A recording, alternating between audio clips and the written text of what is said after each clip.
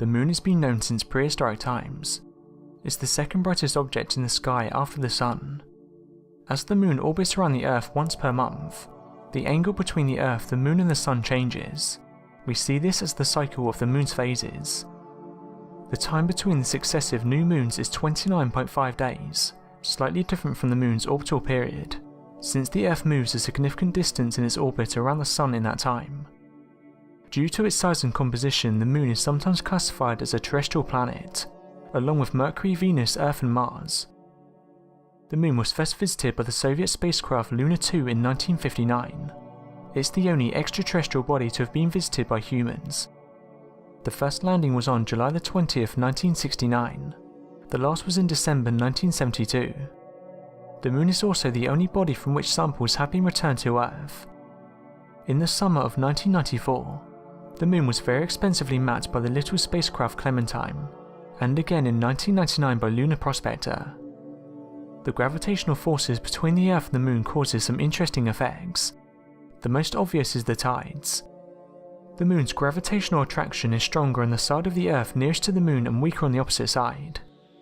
Since the Earth, and particularly the oceans, is not perfectly rigid, it's stretched out along the line towards the moon. From our perspective on the Earth's surface, we see two small bulges, one in the direction of the moon and one directly opposite. The effect is much stronger in the ocean water than in the solid crust, so the water bulges are higher, and because the Earth rotates much faster than the moon moves in its orbit, the bulges move around the Earth about once a day, giving 2 high tides per day. You may have heard references to the dark side of the moon. This popular term refers to the fact that the same physical half of the moon, the near side, is always facing Earth, which in turn means that there is a far side or so-called dark side that is never facing Earth and can only be seen from space. This phenomenon has nothing to do with the illumination or the periodic light, and dark as we see the phases of the moon change. Sometimes people refer to a new moon as a dark moon, because the moon is fully in shadows as it's viewed from Earth and we can't see it. But that's not the same as the dark side of the moon. The side of the moon facing us during a new moon is the same as any other moon phase, such as a full moon when we see the entire face. So why can we see only one side of the moon from Earth? We all know that Earth rotates on its own axis, so theoretically the moon should also do the same, allowing us to get a full picture of it. But then why are we only limited to seeing only 50%? It turns out that the speed at which the moon rotates has led to this particular phenomenon. Millions of years ago the moon spun at a much faster pace than it does now. However, the gravitational influence of the Earth has gradually acted upon the moon. This in turn means that it slowed its rotation down, in the same way that much smaller gravitational influence of the moon acts upon the Earth to create tides. This influence slowed the rotation period of the moon to match that of its orbit, about 27.3 days, and is now locked into this period. If the moon didn't spin at all, then it would eventually show its far side to the Earth while moving around our planet in orbit. However, since the rotational period is exactly the same as the orbital period, the same portion of the moon's sphere is always facing the Earth. Another interesting fact is that actually a little more than half of the moon can be seen from the Earth's surface.